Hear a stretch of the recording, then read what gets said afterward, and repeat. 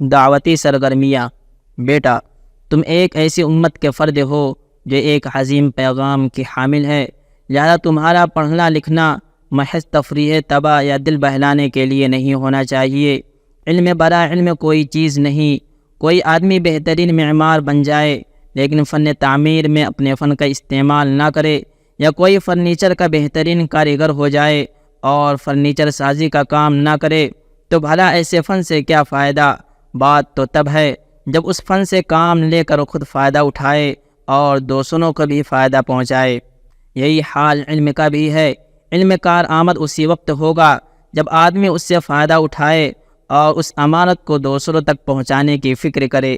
لہذا دین کا علم حاصل کر کے اسلام کے پیغام کو خود اپنی زندگی میں بساؤ اور جہاں تک ہو سکے دوسروں میں بھی عام کرو۔ بیٹا، تمہیں علم میں گہرائی اور گہرائی پیدا کرنے کے ساتھ اپنے پسندیدہ اسلامی موضوعات میں اختصاص اور مہارت پیدا کرو تاکہ معاشرے پر اثر انداز ہو سکو اور اس میں اصلاح و تعمیر کا کام کر سکو۔ یہ دور علم و آگاہی کا دور ہے۔ باطل نے جدید معلوماتی وسائل کے ذریعے نئی نسل کی عقل کو اسلام اور اسلامی تعلیمات و اقتدار کے بارے میں طرح طرح کے شکوک و شبہات میں مبتلا کر دیا ہے۔ لہذا دعوت و اصلاح کے میدان میں کام کرنے والے کے لیے گہرے اور وسیع علم سے آراستہ ہونا بے حد ضروری ہے، تاکہ وہ علمی دلائل کے ذریعے نئی نسل کے ذہن و دماغ کو شکوک و شبہات سے پاک کر سکے اور اسلامی تعلیمات کے بارے میں انہیں مطمئن کر سکے۔ بیٹا، مفید اصلاحی، تعلیمی اور دعوتی سرگرمیوں کا حصہ بنو۔ اخلاص، خیر خواہی، تڑپ، دل سوزی اور حسن اخلاق سے اپنے کو آراستہ کرو۔ اپنے عمل اور کردار کو شریعت و سنت کے سانچے میں ڈھالو۔ یہی چیزیں دعوت و اصلاح کے میدان میں تمہاری کامیابی کی کلید ہیں۔ امت کے اصحاب دعوت و عزیمت علماء کی تاریخ پڑھو اور دیکھو انہوں نے دین کے لیے کیسی کیسی مشقتیں برداشت کی اور اس کی راہ میں انہیں کن کن صبر آزما مراحل سے گزرنا پڑا۔ اس سے تمہیں بے پناہ حوصلہ ملے گا، ایمانی قوت اور حکمت و بصیرت نصیب ہوگی، جو دعوت و اصلاح کے میدان میں کام کرنے والوں کے لیے بے حد ضروری ہے۔ زبان و قلم دعوت کا بنیادی ذریعہ۔ بیٹا، دعوت و اصلاح کا بنیادی ذریعہ زبان اور قلم ہے۔ ان میں ہر ایک کی اپنی اہمیت اور ضرورت ہے۔ زبان سے آدمی کسی بھی وقت اور کہیں بھی واضح و تقریر کے ذریعے دعوت کا کام انجام دے سکتا ہے۔ بیک وقت ہزاروں اور لاکھوں لوگوں کو دین کی باتیں سنا سکتا ہے۔ پڑھے لکھے ان پڑھ سبھی کو دین کا پیغام پہنچا سکتا ہے۔ آدمی کم وقت میں بغیر کسی خاص مشقت کے بہت ساری ضروری باتیں کہہ سکتا ہے۔ اور قلم کا اپنا فائدہ ہے۔ قلم کے ذریعے جو بات پیش کی جاتی ہے وہ دور تک پہنچتی ہے اور دیر تک باقی رہتی ہے۔ اچھی مفید تحریریں بسا اوقات صدیوں باقی رہتی ہیں اور نسلوں کی ہدایت اور اصلاح کا ذریعہ بنتی ہیں۔ مفید تحریریں آدمی کے لیے بہترین صدقہ جاریہ ہیں کہ آدمی تو اپنی عمر پوری کر کے قبر میں محو خواب ہو جاتا ہے، مگر اس کی نیکیوں کا سلسلہ جاری اور ساری رہتا ہے۔ اس سے بھی بہتر سرمایہ کیا ہوگا جو رہتی دنیا تک کے آدمی کے لیے نیک نامی کا ذریعہ اور نیکیوں کا وسیلہ بنے۔ لہذا زبان و قلم دونوں میں مہارت پیدا کرو تاکہ دنیا و آخرت دونوں میں اپنے لیے اچھا ذخیرہ جمع کر سکو۔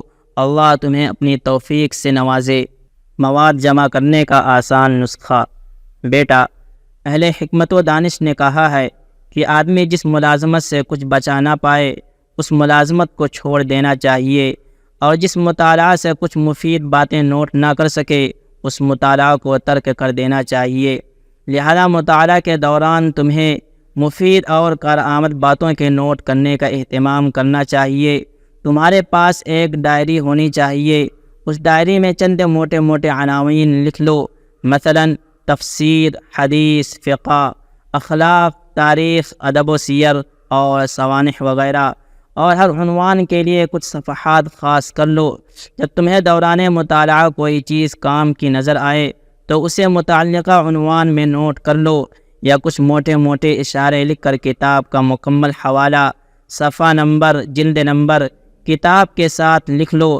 اخبارات میں کوئی چیز محفوظ کرنے کے قابل نظر آئے تو اس کو کٹنگ کر کے ڈائری میں متعلقہ عنوان کے خانے میں نتھی کر لو۔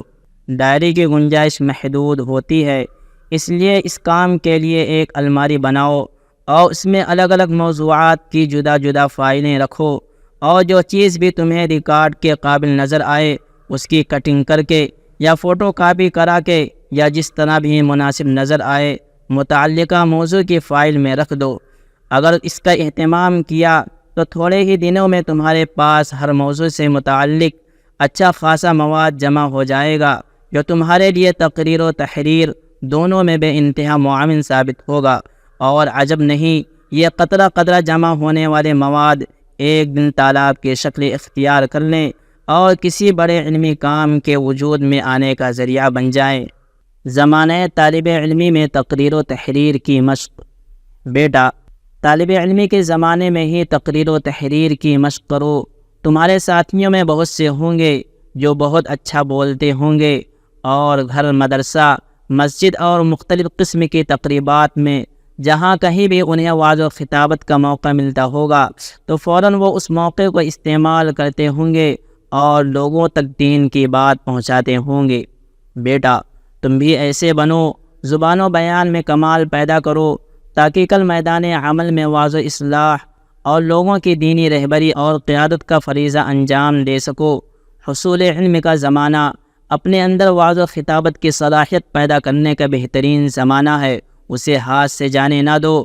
اگر اب نہ سیکھو گے تو بعد میں سیکھنا بے پناہ مشکل ہوگا، دسیوں رکاوٹیں پیدا ہو جائیں گی، اور ان کے ہوتے ہوئے مجمع کے خطاب کی ہمت جٹا پانا تمہارے لیے ممکن نہ ہوگا۔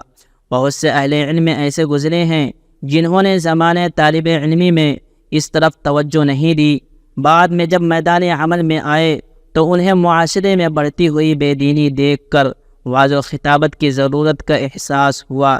بے دینی کے فتنے بے خطر معاشرے میں ان کی نگاہوں کے سامنے داخل ہوتے رہے اور وہ یہ منظر دیکھ کر تڑپتے رہے، مگر چونکہ وعظ و خطابت کے جوہر سے تہی مایہ تھے، اس لیے معاشرے کی دینی رہبری اور اس کی اصلاح کے فریضے کی انجام دہی سے قاصر رہے، جس سے ان کو بھی نقصان ہوا اور قوم بھی نقصان سے دوچار ہوئی۔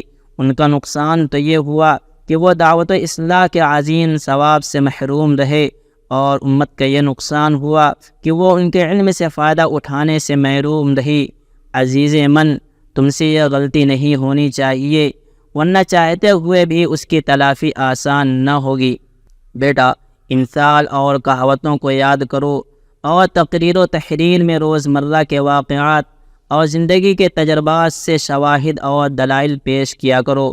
انسانی تجربات و واقعات اور عام فہم مثالوں کے ذریعے جو بات کہی جاتی ہے وہ زیادہ مؤثر اور اطمینان بخش ہوتی ہے، اور گفتگو اگر واقعات اور مثالوں سے خالی ہو تو گفتگو کرنے والا خواہ کتنا ہی خوش کلام اور قادر البیان ہی کیوں نہ ہو، سننے والے تھوڑی دیر میں اس کی گفتگو سے اکتا جاتے ہیں اور مجلس سے اٹھ کھڑے ہوتے ہیں، اور ایسی باتیں انہیں یاد بھی نہیں رہ جاتی۔ بسم اللہ الرحمن الرحیم۔ لکھنا سیکھو تاکہ کل امت کی رہبری کر سکو۔ بیٹا، تمہارے ساتھیوں میں بہت سے ایسے بھی ہونہار، بلند حوصلہ نوجوان ہوں گے جو طرح طرح کی قلمی سرگرمیاں بھی انجام دیتے ہوں گے، اور جب بھی انہیں موقع ملتا ہوگا تو وہ اپنے اساتذہ، اپنے ہم سبق اور دوسرے اہل علم کو اپنی کاوشیں پیش کرتے ہوں گے، اخبارات و رسائل کو ارسال کرتے ہوں گے، اور جب ان کی تحریریں شائع ہوتی ہوں گی تو پھولے نہیں سماتے ہوں گے۔ پیارے، تمہیں بھی ان باحوصلہ، ہونہار اور پرعزم نوجوانوں کی فہرست میں شامل ہونا چاہیے۔ یہی نوجوان کل اپنے قلم سے امت کی دینی و فکری رہبری کریں گے۔ خود غرض اسلام دشمن میڈیا کی طرف سے مسلسل جو حملے ہو رہے ہیں، اور اسلام و اہل اسلام کے تعلق سے جو شکوک و شبہات پھیلائے جا رہے ہیں، اور مسلسل الزامات عائد کر کے اسلام کو کٹہرے میں کھڑا کرنے کی جو کوششیں ہو رہی ہیں، اس سے امت کو آگاہ کریں گے اور اسلام اور مسلمانوں کے دفاع کا فریضہ انجام دیں گے۔ انہی کے ذریعے مختلف دعوتی اور اصلاحی سرگرمیاں انجام پائیں گی، لہذا تم بھی اس مبارک گروہ کی صف میں شامل ہونے کی کوشش کرو۔ ترقی کی راہیں اس طرح ہموار ہوں گی۔ بیٹا، قلم کاغذ درست کرو اور دیکھو کون سی مفید سرگرمی اور عمل ایسا ہے جس کی طرف ابھی توجہ نہیں ہو سکی ہے؟ بامقصد تعمیری ادب کا کون سا پہلو ہے جو ابھی تشنا ہے؟ تعلیم و تربیت کے میدان میں کون سا بہتر انداز ہے جسے اپنایا جانا چاہیے مگر اسے اپنایا نہیں گیا؟ ان باتوں کو اپنا موضوع سخن بناؤ۔ تصنیف و تالیف کے میدان میں کام کرنے والوں سے بھی رجوع کرو، اس سے تمہارے سامنے کام کرنے کے نئے موضوعات سامنے آئیں گے۔ ان موضوعات میں جو تمہارے لیے آسان ہو اس کے موٹے موٹے اجزاء متعین کر لو، اور پھر مطالعہ کے ذریعے ہر جز کے مواد کی فراہمی کرو، اور پھر کوئی تحریر یا مضمون قلم بند کرو، اور پھر اس مضمون کو تصحیح کے لیے اپنے اساتذہ کو دکھلاؤ۔ زبان و بیان سے تعلق رکھنے والے ساتھیوں کے سامنے نقد و تبصرہ کے لیے پیش کرو، اس سے اپنی کمزوریاں بھی سامنے آ جائیں گی جن کی آئندہ اصلاح ہو سکے گی، اور خوبیاں بھی سامنے آئیں گی جس سے اپنی صلاحیت کا اندازہ ہوگا۔ نیز اساتذہ اور احباب کی طرف سے ستائش ہوگی جس سے حوصلہ ملے گا، اور بڑے بڑے کاموں کی ہمت ہوگی، اور ترقی کی راہیں ہموار ہوتی چلی جائیں گی، اور آگے چل کر یہی چیز بڑے بڑے علمی، دعوتی اور تحقیقی کارناموں کے وجود میں آنے کا ذریعہ بن جائیں گی۔ جن لوگوں نے تصنیف و تالیف کی دنیا میں نام پیدا کیا یا اچھے سخنور بنے، انہوں نے اسی طرح درجہ بدرجہ منزلیں طے کی، لہذا تم بھی اپنے اندر عزم سفر پیدا کرو اور قدم آگے بڑھاؤ۔ جیسی طلب ہوگی ویسی ہی کامیابی بھی ہوگی۔ توفیق باندازِ ہمت ہے ازل سے، قلم امانت ہے۔ بیٹا، قلم زبان کی طرح ایک اہم امانت ہے، تمہیں اس امانت کا احساس رہنا چاہیے، اور بامقصد تعمیری کاموں میں ہی اس کا استعمال کرنا چاہیے۔ اگر تم قلم کو امانت نہیں سمجھو گے تو جو کچھ دماغ میں آئے گا بے سوچے سمجھے اسے قلم بند کر ڈالو گے، قلم سے لوگوں پر طعن و تشنیع کرو گے، ان کی دل آزاری کے مرتکب ہوگے۔ یہ چیز دنیا اور آخرت دونوں میں تمہارے لیے رسوائی اور کلفت کا ذریعہ ہوگی، اور خدا کے حضور تمہارے خلاف حجت بنے گی۔ لہذا زبان و قلم کا استعمال بہت سوچ سمجھ کر کرو، اس سے وہی باتیں لکھو جس سے تمہارا رب راضی ہو، اس کی ناراضگی کو ہرگز مول نہ لو۔ بیٹا، بہت سے اہل قلم اور اہل علم کی عادت ہوتی ہے کہ اپنی زبان و قلم سے دین اور دین کی باتوں پر تفریحی انداز کے تبصرے کرتے رہتے ہیں۔ یہ نہایت ہی سنگین جرم ہے۔ یہ کام وہی کر سکتا ہے جس کی عقل میں فطور، مزاج میں لاابالی پن ہو، اور دل خوف خدا سے عاری اور دین کی عظمت سے خالی ہو، ورنہ جس کے دل میں ذرا بھی خوف خدا ہوگا وہ زبان سے، قلم سے اس طرح کا تبصرہ کرتے ہوئے 100 بار سوچے گا۔ دین کا مذاق اڑانا کافروں اور منافقوں کا شیوا ہے، کسی مومن کا شیوا نہیں۔ تصنیف و تالیف۔ بیٹا، تالیف و تصنیف آدمی کے وسعت مطالعہ اور وسعت علم کا ثمرہ ہوتی ہے۔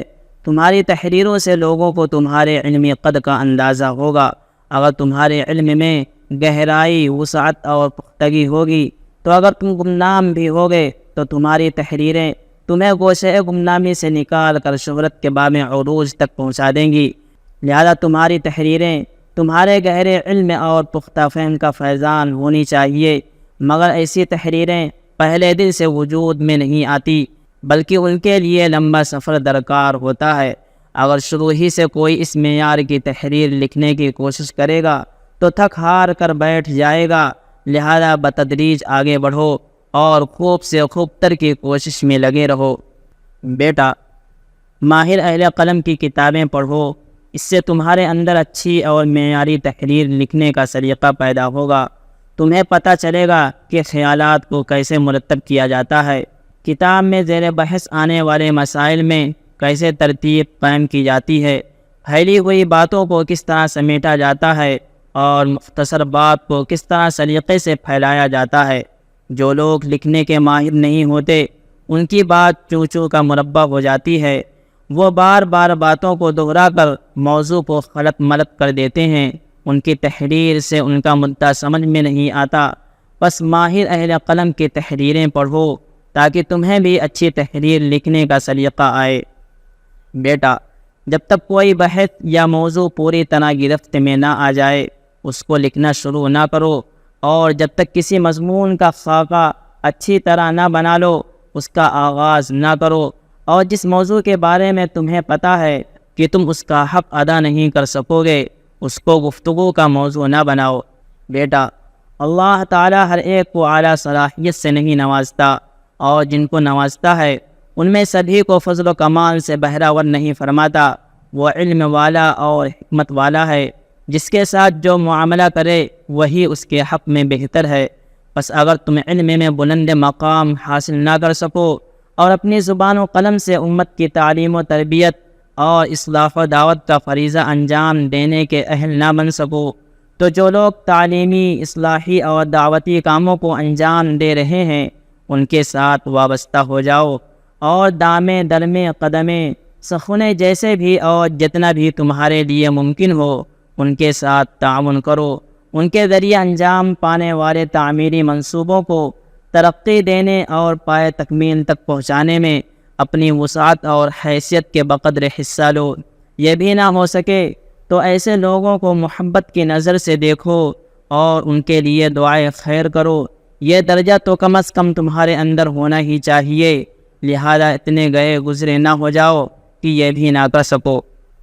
سبحان ربک رب العزت عما یصفون وسلام علی المرسلین والحمد للہ رب العالمین۔